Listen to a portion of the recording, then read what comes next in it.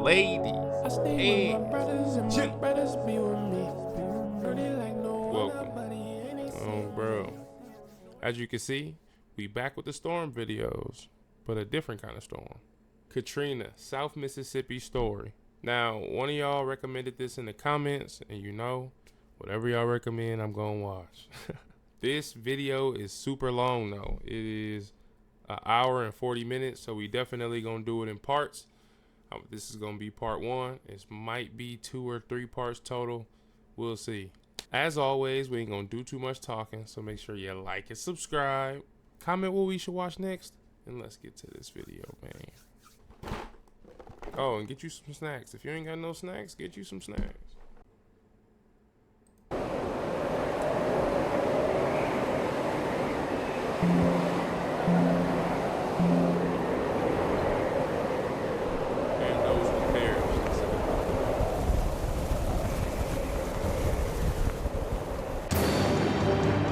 It was a storm that hit with such force. This is not an Ivan. This is not. Right out the gates, I already know this gonna be a hit because the nostalgic vibes.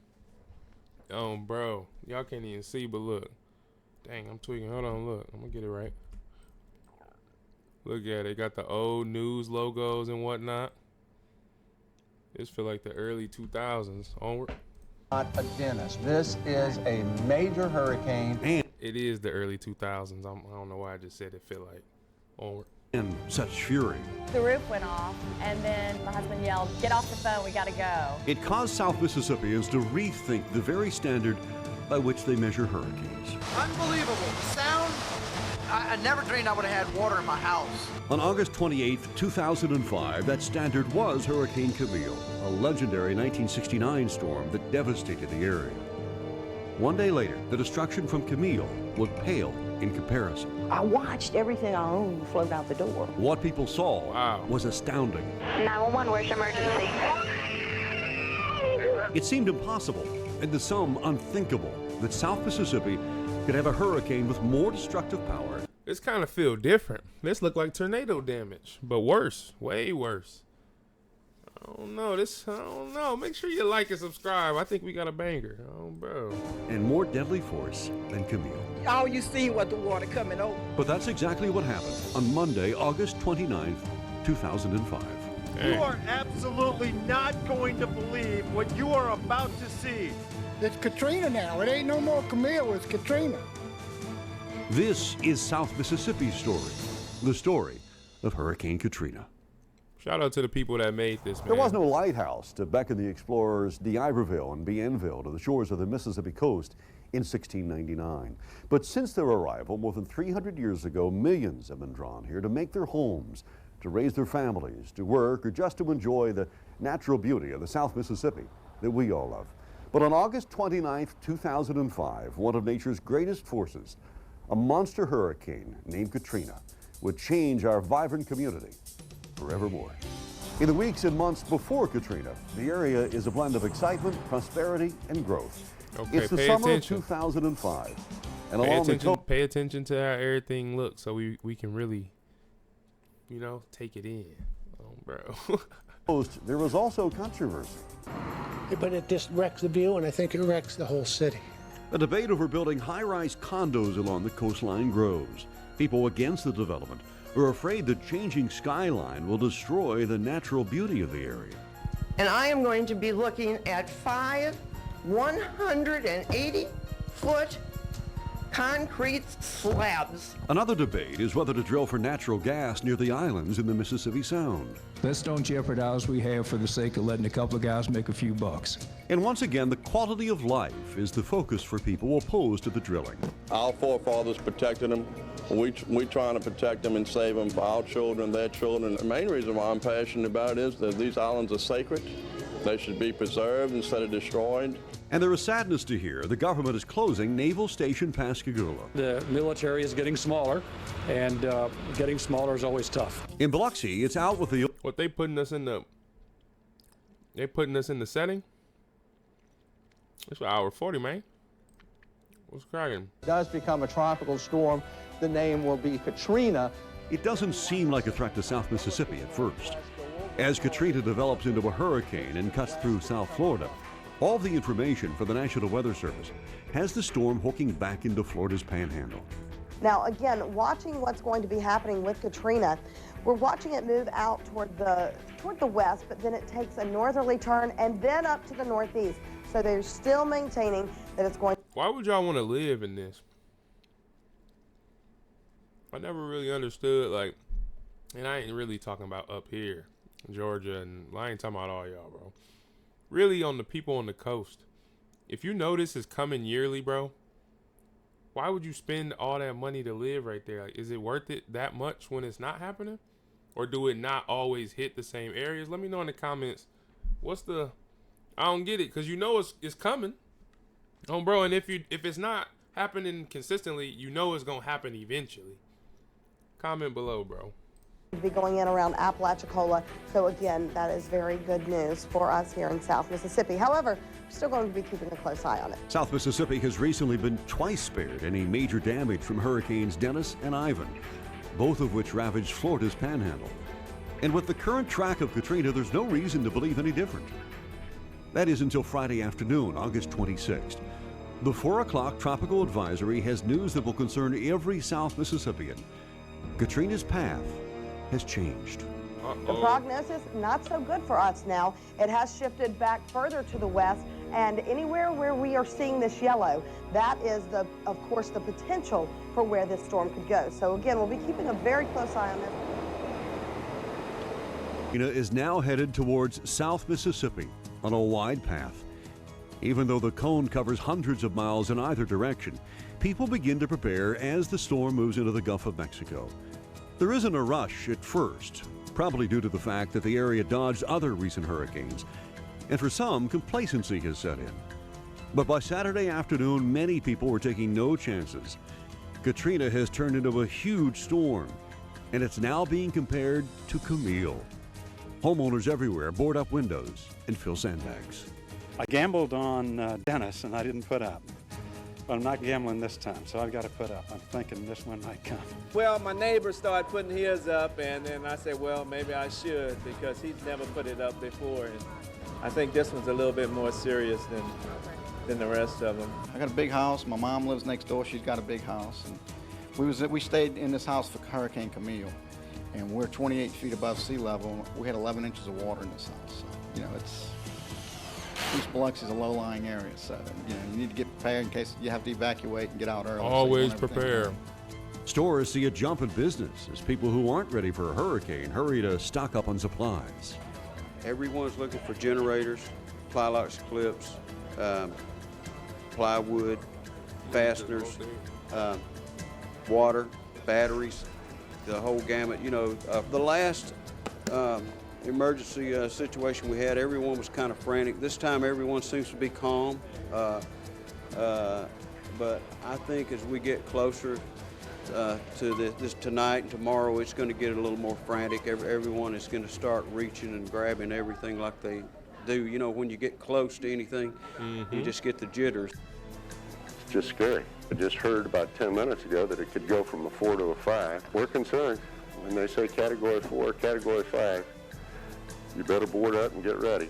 A parade of boats begins to leave the Straight Gulf up. on a routine trip they make whenever tropical weather threatens the Mississippi Sound. They pass the eastern tip of Biloxi, known to locals as the Point, and head into Biloxi's Back Bay. Back Bay is usually a safe harbor for boats during bad weather from the Gulf.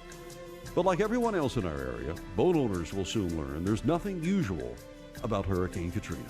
I'm here at the Pops Ferry Bridge, where right now the bridge is open and we can see dozens of strip boats going through trying to get safe harbor. And joining me now with bridge maintenance is Stephen Lesh. Mr. Lesh, what kind of schedule are you opening the bridge on right now? We're opening right now at every half hour at 10-minute intervals, letting the boats come through. We urge now is the time to evacuate, get all these boats through before the winds get 34 miles an hour sustained. There we do go. Not open when that's the case. Being proactive. And we're trying to get them out as quickly as possible. And the traffic and boats have been very patient. It's working very well. With the dawn of Sunday morning, August 28th, South Mississippians awake to the news that Katrina has grown even stronger, a Category 5 storm. with 175-mile-per-hour winds. Wow. And more alarming news. South Mississippi will be directly in the path of the east side of the storm. The most powerful. Bro. These storms make tornadoes look weak, bro. I ain't gonna lie. Them water hurricanes, tsunamis, and whatnot, that make tornadoes look weak. I ain't gonna lie, bro. Onward. Potentially the most deadly side of a hurricane. And if this storm stays on this track with the forecasted intensity, let's just say it's not going to be good. You need to prepare. Now, all those other ones missed us to the east. This one doesn't look like that's going to happen. This is going to probably be one of the close to the worst case scenarios if everything forecast as present. People waiting to decide what to do can no longer wait. Katrina is gaining strength and time is running out. You're going to hit the road pretty soon? Pretty quick. Are you worried about this storm? I went through Camille. Scared me, but I mean, my wife's more scared about it than I am, and they say it's going to be pretty bad, but so I'm going to have to get her out of town. Ma'am, are you leaving? Are you heading out? Yes, right now. What made you decide to leave? 175-mile-per-hour winds. Hello. That's bad. I was here through Camille. Come on now. And I know some of those houses are going to go up like matchboxes. What are your thoughts about this storm? Well, you know, I've lived here on and off for about 30 years. I moved back here right after Camille, and I remember what it was like then. And this has got all the earmarks of something that could be. I told my family as we were coming down the beach, I said, you might want to take a look, because if it comes right ashore here, it may not look like this again, you know. And that's kind of melodramatic. Trying to tell y'all. You know, I remember how it was here in '71 and when we first came back after Camille, and you know, people take these things a little lightly, I think, because we really haven't had a really strong storm here, you know, in a long, long time. Last one I can remember was Frederick, when we didn't have any power for, you know, a week or 10 days after Frederick in '79. But you know, if we're lucky, it'll go east or west of us, but you never know. And I can't take that chance. I live about a block off the beach, and so I just can't take that chance.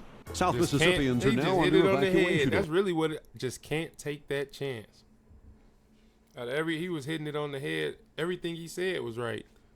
But that last sentence, remember that one. Orders from Civil Defense. And for those who obey that order, the roads out of town move at a snail's pace. For much of this day, I-10 eastbound has been nothing but one big traffic jam. Cars and trucks moving very, very slowly. In fact, it got so bad from Louisiana to Alabama that the state closed the eastbound lane by blocking the on-ramps. And that lasted for about 2 hours. But just a short while ago, officers were letting people back on the on-ramps to get back into the eastbound lane, saying they felt that the traffic was moving smoothly again. However, if you take a look at the traffic, it is still bumper to bumper. It is still moving very, very slowly. So I guess it's anyone's guess if it's really moving slowly or not. I guess you'd have to ask some of those drivers in the eastbound lanes of I-10. These folks are moving out of the area, trying to escape the hurricane that is bearing down on us. They are headed eastbound on the interstate. I like how she's trying to ignore the hair Meanwhile, in at her face. Marine Very Life on professional. the water in Gulfport, work is underway to protect the dolphins and sea lions that entertain thousands of tourists a year. Moby Salongi joins me now. And Moby, how are things going? This is tough, isn't it? Yeah, it's very hectic. You know, we're preparing, we're moving animals, we're moving equipment, Oh we're my moving our gosh, merchandise, bro. we're totally evacuating. I never even thought about all the preparations around the city. You gotta make sure everything in the city is good. I didn't even think about zoo animals. That's crazy, bro. Schools, churches, people houses, businesses. I didn't even think about that. This is, the longer I watch, it's starting to sink in what's about to happen. No pun intended. Onward. Do you think the animals know there's something up? I'm looking over there at those dolphin, and they look real interested in what's going on. Of course, they always are anyway, but animals have a sixth sense, don't they? Well, when they see activity, they know that something is going on. So what is your main priority then today as far as marine life is concerned? Well, our main priority is to secure our animals, secure our facility, and so that we can keep everything safe and come back and be in operation. Back on the beach, surfers take advantage of the changing weather. What is it that drives people to head to the water when there's a hurricane coming? We always have the wind. We have a good beach and everything, but the wind really makes the difference.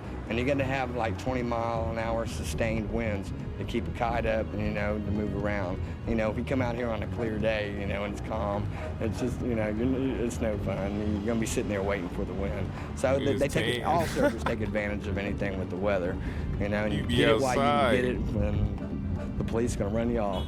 On the air, WLOX TV is now covering the storm around the clock for people hungry for storm information. I want to explain something to folks. You're saying, well, why are you guys going on so early to talk about this? Well, folks, we're trying to tell you the gravity of the situation with this particular storm. This is not a storm that's going to move to the east of us. We are not going to be on the west side of this storm on the current track. We're going to be on the east side of the storm, and from the looks of things, we're going to be very close to the center of the storm. With each Katrina update, the news gets worse. That's now terrifying. the projected landfall Monday morning. High tide. The worst possible time to come ashore. Starting from about 4 o'clock in the morning until at least 12 to 13 hours, it's going to be just, it's going to be hurricane force winds for 12 hours. Not a pretty sight at all, sir. Not a pretty sight, and not something that we've seen here, I don't think, ever, to the fact of that many hours of just solid hurricane force. The eye wall's 30, the eye's 30 miles wide, and when you're looking at that with the surge that we're talking about now, they're talking 22 to 28 feet. It's hard to really believe that this happened. Like, it's obviously it's produced like a show or a movie or whatever, but like this really happened, bro. Like, these are real people who experienced this, and we ain't even, this just the beginning. Onward. It's going to be a different ball game. A different ball game indeed. Fears of a tidal surge, the likes of which the coast has never seen, begin to sink in, especially in Hancock County, where Katrina is projected to do the most damage. What we're trying to put out to people, you're looking at a category, possibly a Category 4 storm coming through. We want people to go ahead and start making preparations now. Let's get out now. We're trying to make sure everybody understands that this is a serious storm. This is not a tropical storm. This is a possibly Category 4 storm. With potential storm surge of 18 feet, that will put water over much of Waveland. And we want our people to prepare. Don't wait till the very last moment. This is a very, very serious storm. It's not like the tropical storms and Category 1s we've had in the last few years. We're not looking at it. I didn't know that it was a lot of warning like this, though. Like, people tried to evacuate and stuff. I'm sure we're going to see stories of people who couldn't and et cetera, later on in the vid. But I feel like it's some people who are going to be arrogant and think because they stayed in past storms and they not going to leave, and they going to feel the wrath of the storm. I can hardly see it coming. Bro. Situation. We've been fortunate with the last few that's come through where we've pretty much dodged some big bullets. But this one isn't a bullet. This is more like a cannon. It's coming. We're going to get hit. More calls from people in charge to evacuate. Shelters across South Mississippi begin to fill up. I urge all citizens to put their own safety and the safety of their families first by moving to safe ground. We want to urge you to get out of this area as soon as possible. It's imperative that you get out of this area as soon as possible. This is a very dangerous storm. We urge you people to leave as soon as possible. If you're looking at TV, please, you need to close up your home and don't worry so much about boarding it up anymore. Just please leave. Get out. The storm is dangerous. They're like, don't even worry about boarding it up. Barber, just get Director out. of Public Safety George Phillips, saying over and over and over again that if you have to leave, or you should leave, if you haven't by now, that get out. Get out, get out, get out. That's the bottom line of that message. What's your name, sir? Lonnie Myrick. Tell me, why did you decide to come here? Well, mainly because that's what she said to do. Now, were you guys scared of the storm? That's why you decided to come? Well, we didn't want to stay at home with that Category 5 because I had just moved to the coast when Camille came in, and I sure didn't want anything worse than Camille. So Camille was my first experience with a hurricane. Many people evacuate, but many don't. I don't have anywhere to go. and I've stayed through Camille, from Camille on, so I'll just sit this one out also. And with more... That's exactly what I just said people was going to be on. And then I don't got nowhere to go is so crazy because last time I checked, the United States is 50 states wide. 40, you know? I was thinking about Alaska kind of being separate and Hawaii, you know? Most of the states is combined, buddy. You could have went anywhere in the country. All you got to do is chill. You know what I'm saying? Go get you a hotel for a little bit, bro. What do you mean you ain't got nowhere to go? You could have went anywhere. Onward.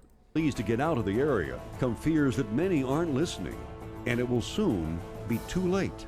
It grieves me that I think we had some hurricane fatigue, that because Ivan ticked over to the east right at the last and missed us, and Dennis never quite came this way, and that people had boarded up and secured and hunkered down, evacuated twice, that this time we failed to get some people's attention as early as I wish.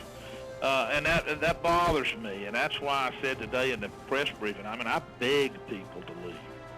You know, don't fool around with this storm. Driving around, I see, not a lot of preparations going on, boarding up windows, and flew over 49, even though the traffic is steady. I don't see as much as I'd hope. And I just fear that people are going to wait till the last minute and then maybe decide not to evacuate. I'm here at Bayou Oaks Mobile Home Park here in Gulfport, and I'm talking to Monique, who has decided to stay. Monique, why are you staying? First of all, we were supposed to evacuate the last hurricane and nothing really happened.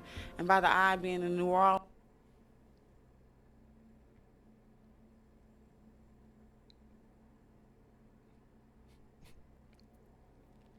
Make sure you like and subscribe, man.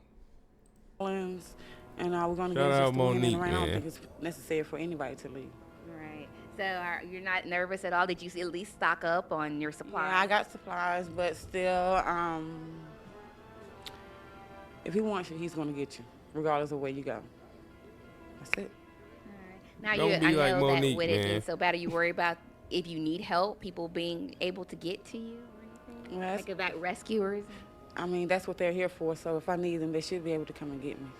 I just want everybody to understand that if this storm keeps on this track, keeps intensifying, in other words, if this forecast is right, we need to be prepared. Right. This Don't is be the one Monique. that we've been talking about. This is the one we want to beat everybody over the head with and say, this is the one we don't mess with. As the hours pass, those who wait to evacuate find themselves searching for gas stations that still have fuel. This is my fifth one. I went to a church stop over there, a couple down the road, and then I went back toward Pass Roads. So, I mean, either they're wall to wall or they say they're already out of service. So, and I'm just making sure in case I have to go because my family's so worried about me being this close to the water to get back inland somewhere. So, The roads inland for evacuees who do have gas become slow-moving traffic jams. But on Highway 90, a different story.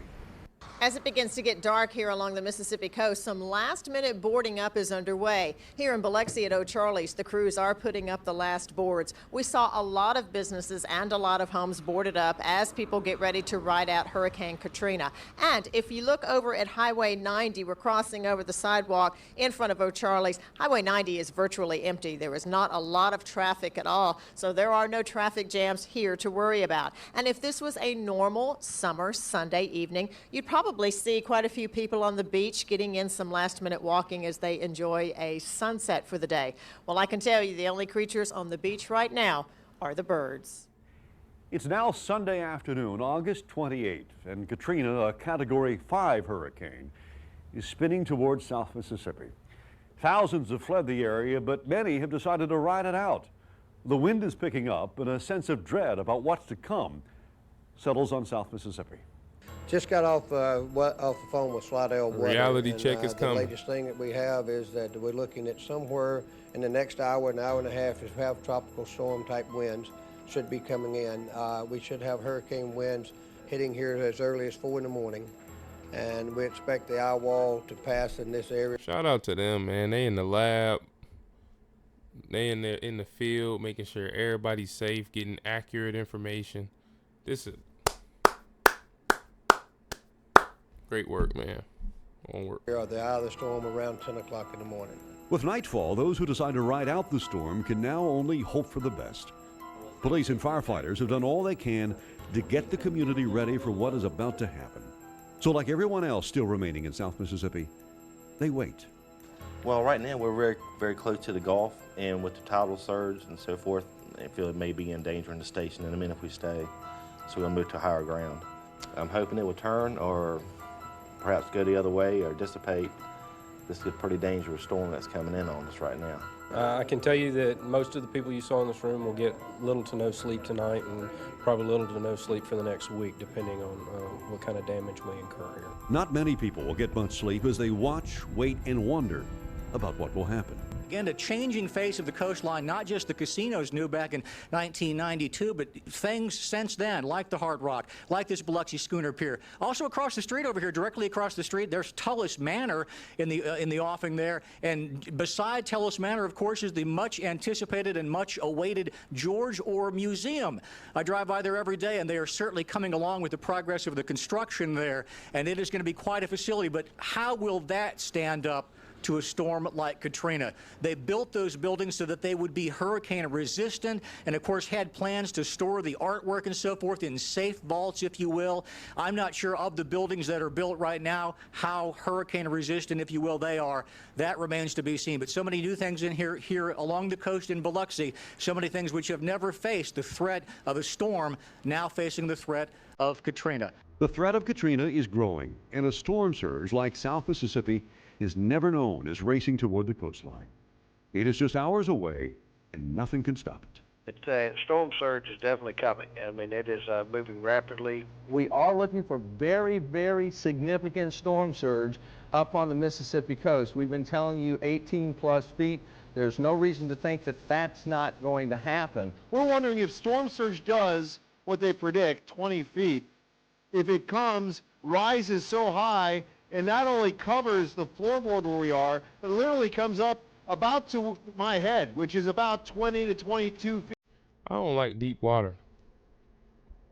I don't know if I told y'all this or not. I still go to the oceans. I love my vacations. You know, I still can swim, all that. But like, it's something so eerie about deep water, especially dark deep water.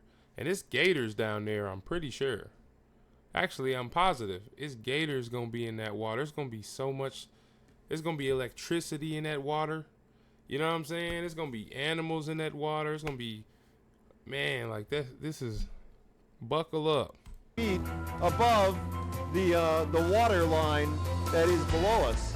That is I guess, a possibility, something that certainly will be watched very carefully in the coming hours. Crazy, bro. We couldn't resist the temptation to come down to the water here, down to the beach, right across from Edgewater Mall, since we've been hanging out at Sears at the Auto Center. And the water is really the thing that is most impressive with a storm like this. Let's face it, we live on the Mississippi Sound, which is a body of water that is not accustomed to producing waves like you're seeing out there right now. I think Greg's getting a shot at a little bit of the wave action. Here we are, he's hitting the water right now. I'm standing in water that's I got my big boots on, so it's just over my ankles at this point. You can kind of maybe get a shot down the shoreline here, Greg. You can see the water in relationship to the boardwalk there. Now, certainly when the storm comes in, it's every belief that it will probably breach that boardwalk and get onto the highway if it's what they are predicting.